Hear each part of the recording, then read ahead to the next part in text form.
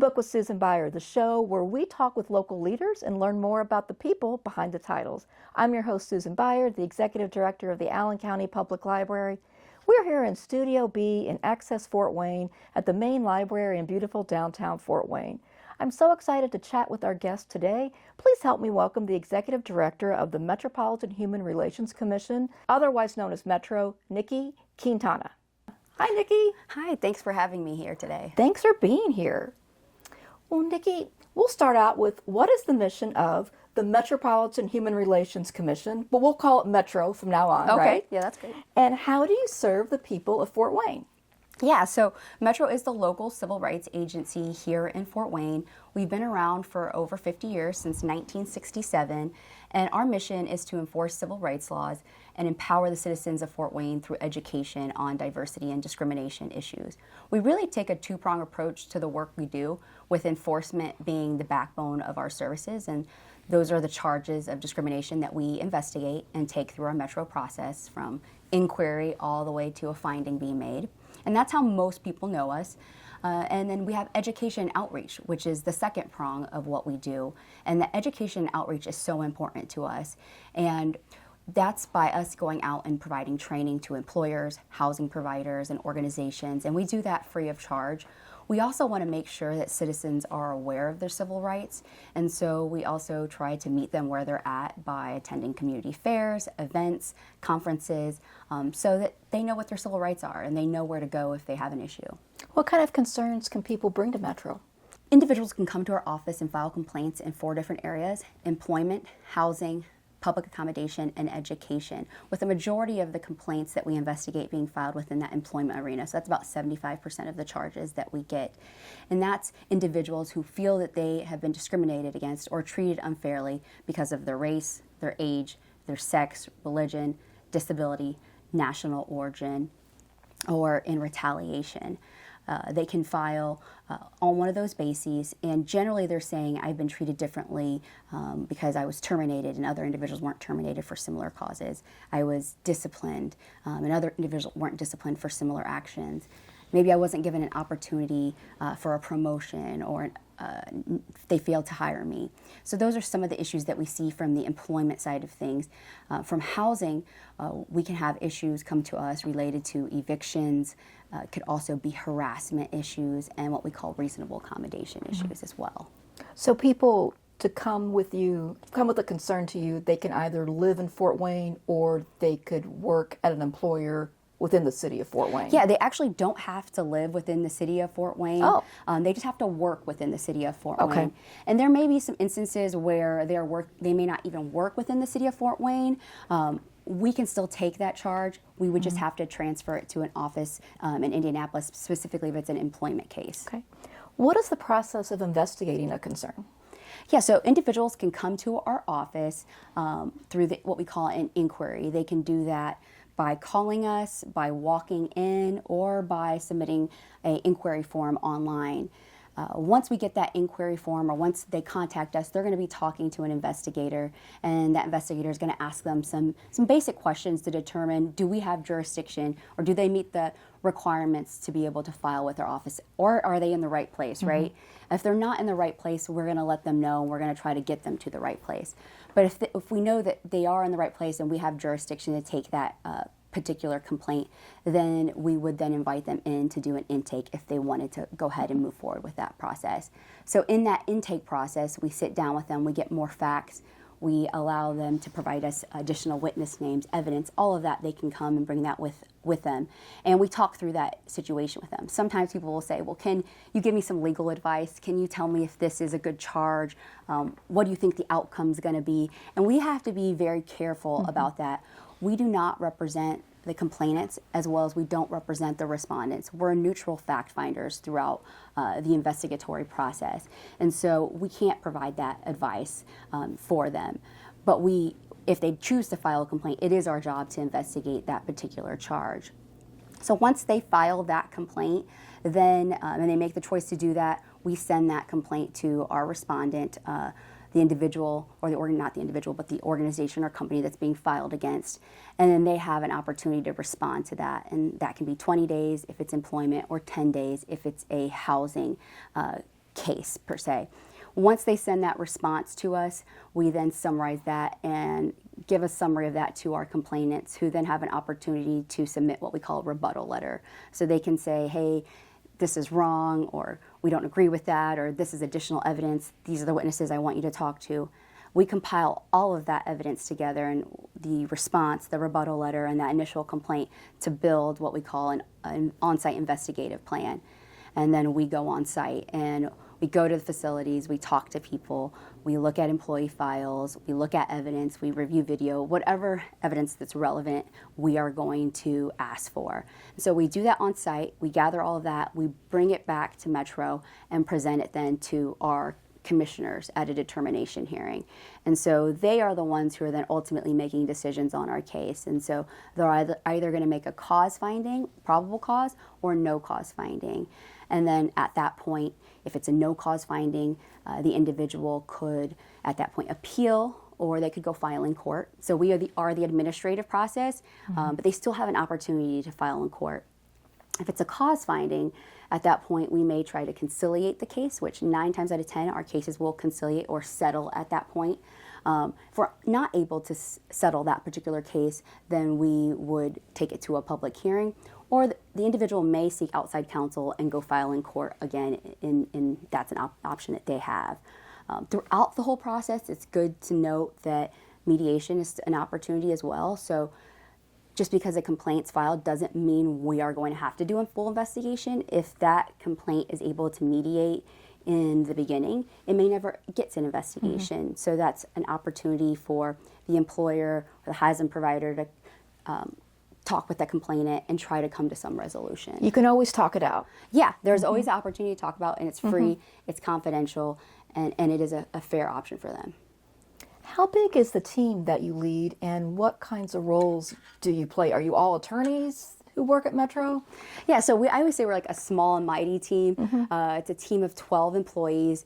We're not all attorneys. I'm an executive director there and an attorney as well, but we also have a staff attorney that works under me. We have 2 senior investigators, 6 investigators, and then 2 admin that support the team. But we also have a commission or commissioners who are the ones who are making findings on our case. So we have 4 commissioners who are appointed by the mayor and 3 commissioners who are appointed by city council. And they're appointed for 3-year terms and can be reappointed endlessly. Our community, as you well know, is so diverse, and many people don't speak English as a first language. If someone doesn't speak English as a first language, can Metro still help? Absolutely. Weekly, we have individuals that come into our office who may not speak English or don't feel comfortable speaking English. We will provide an interpreter. We also provide translation services if needed for certain documents. And the city of Fort Wayne has a service called Languagers that we also can use to, if someone calls in, that we could immediately get someone on the line. So that's going to be at no cost to the individual coming to our office, and we're ready and prepared to serve them. Tell me more about the kinds of trainings that you offer for the community. Yeah, so we offer a variety of trainings. It is really important to us that we are a resource to employers, housing providers, and organizations in our community. We want them to be proactive versus reactive. And so the best way to do that is to give them the tools to be able to create a really great culture and workplace. And so we provide workplace civility training, anti-harassment training, disability discrimination training, as well as fair housing training. And fair housing covers a really broad spectrum of topics. So we really try to talk with the companies and individuals that are contacting us for training and say, what is it that you need? We want to tailor our training for their needs and make sure it's something that fits well for what they're looking for. So it could be scenarios, maybe more workshop style, could be for a lunch and learn or a conference. But ultimately, we want to provide that training for them so that their employees and their staff is able to understand what the law is. So there's an old saying that an ounce of prevention is worth a pound of cure. So what can landlords and workplaces do to prevent discrimination from occurring in the first place? Yeah, so that quote really applies to discrimination, right?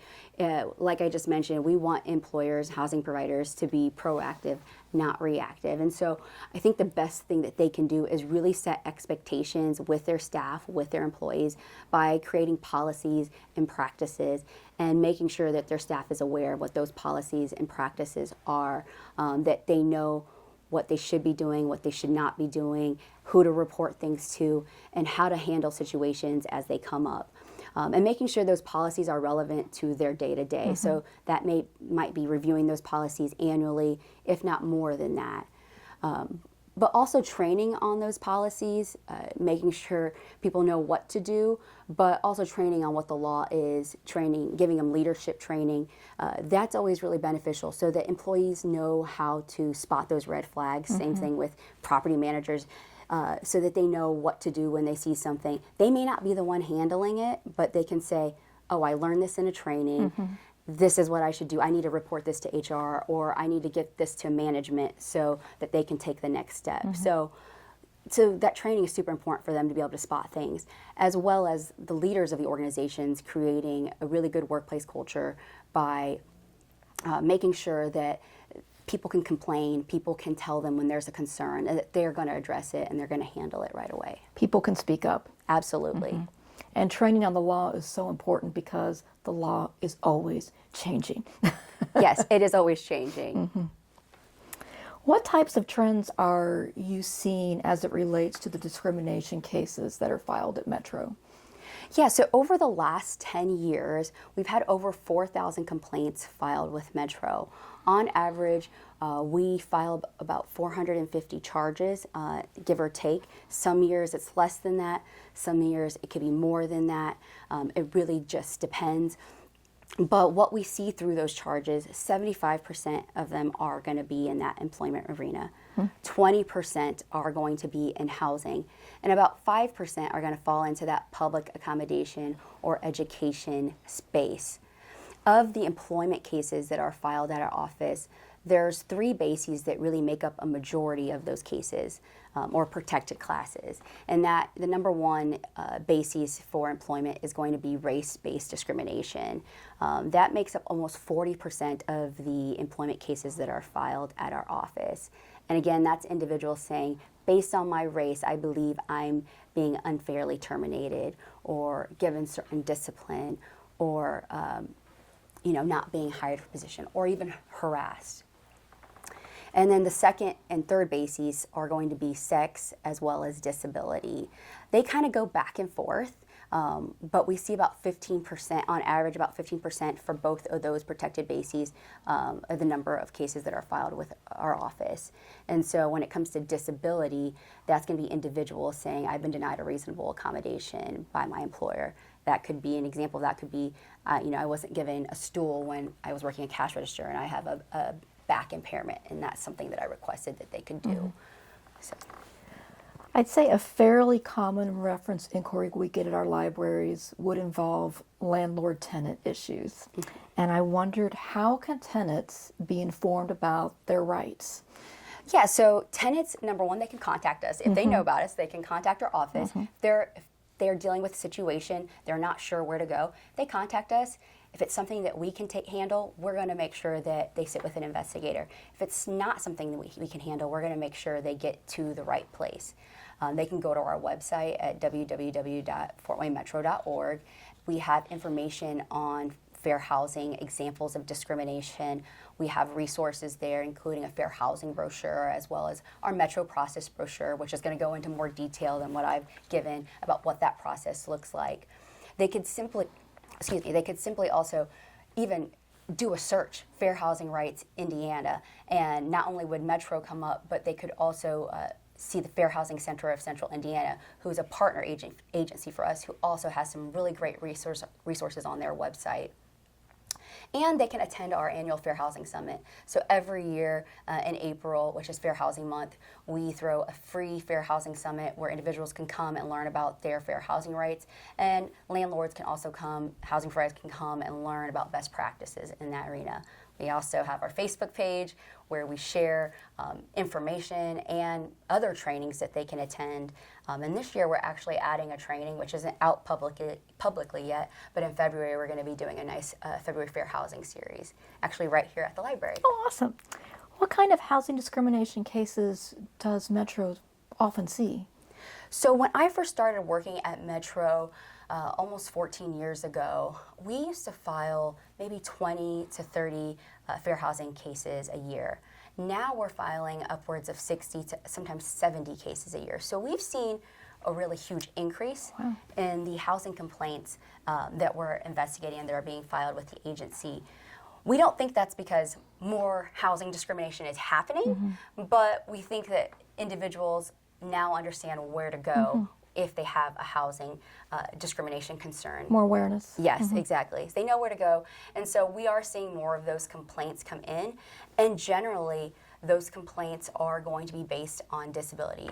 40% of our fair housing complaints are based on disability discrimination. And that is going to be about, most of them are going to include denial of reasonable accommodations. So I'm being denied an accessible parking space, maybe being denied being moved to a first floor unit, or denied an emotional support animal.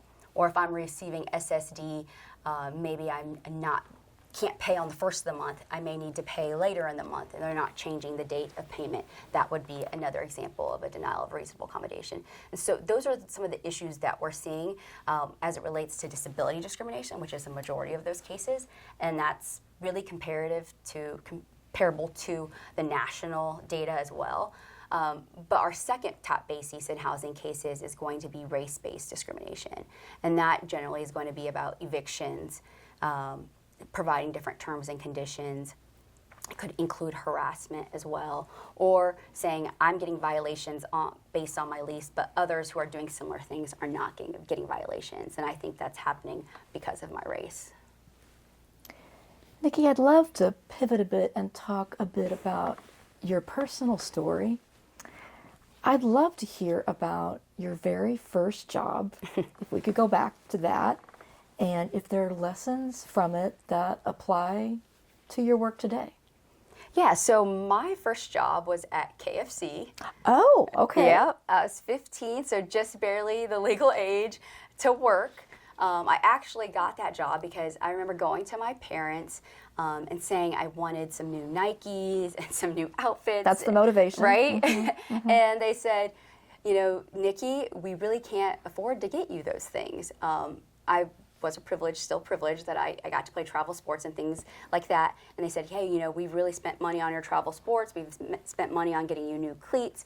So you're going to have to do that, figure out how you're going to do that on your own. And so I said, oh, I can do that. I'm going to get a job. So a friend of mine worked at KFC, and she explained to me how they were hiring. And so I was like, yeah, I want to work there. I started working 8 to 10 hours a week and learned how to clean a lobby, learned how to take orders, use the cash register, work on a team, and it was a really good experience. But I think my favorite part of the job was getting my check, right? Sure. So I got my check, and I was able to, you know, put that in a savings account, but also able to buy the things that I originally wanted. And for me, that just set the example of, if you want to work for something, you can accomplish, you can get what you need. And so I still use that today. Obviously, I'm not buying tennis shoes or clothes, but when I think about big projects or things that I want to accomplish, I know that I need to set the goals.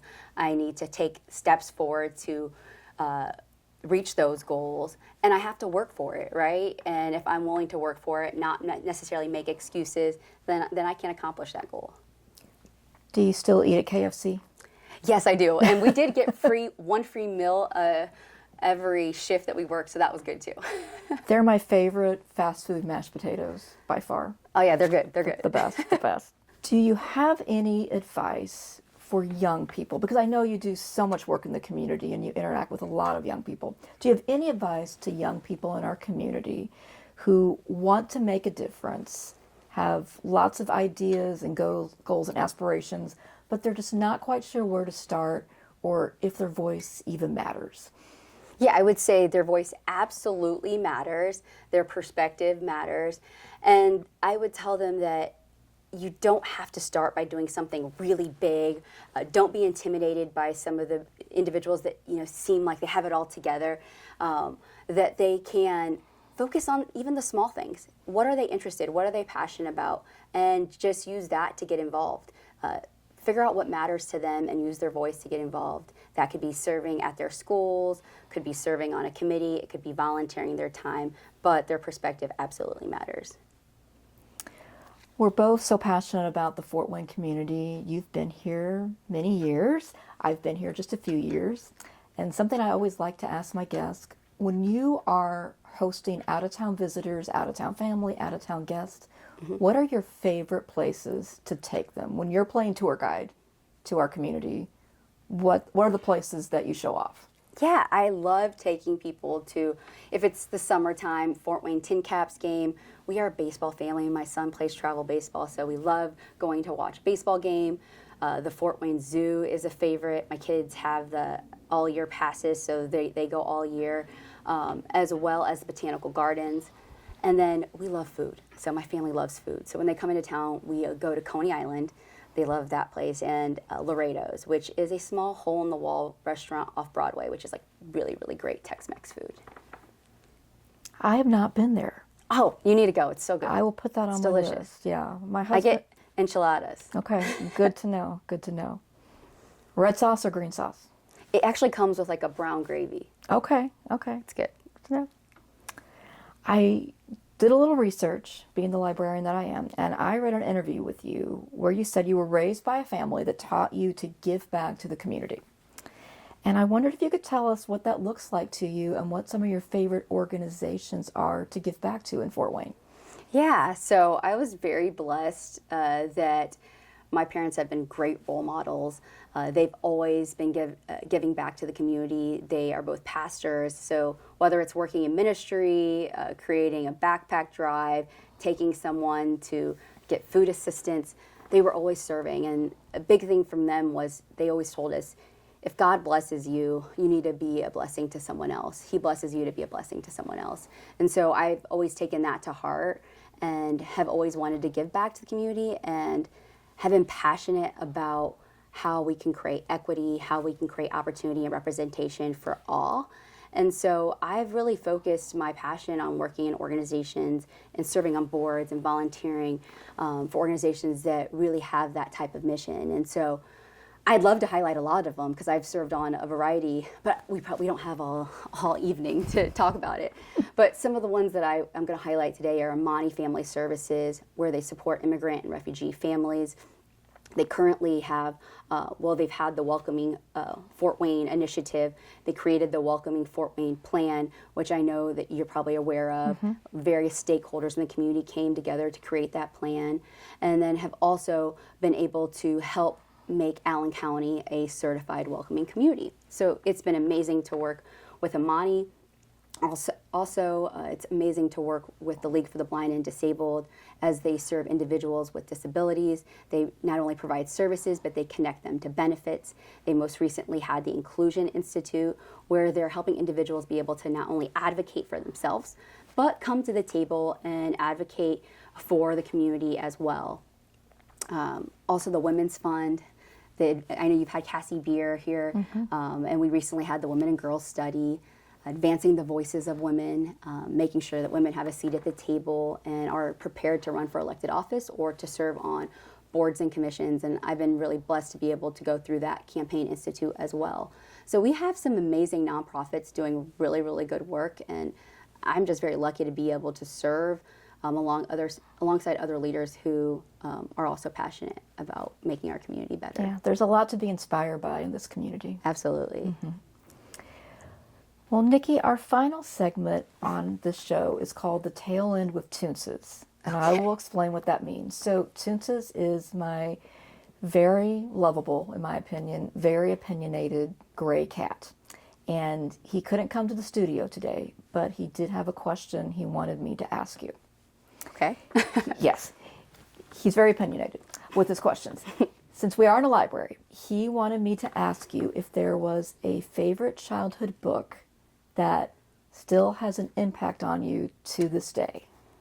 Ooh, I would say my favorite books in general were the Berenstain Bears books. Oh my gosh. I know. They're so The good. best, yes. So good. My mom had the whole series with all different types of topics. I think my favorite one was, I think it was like the big road race and Little Red. It was like an underdog story, which I'm always going to love those. And I still read that book to my daughter now. They did address some topical issues, right? They did. Yes, they covered a lot of ground, those Berenstain Bears.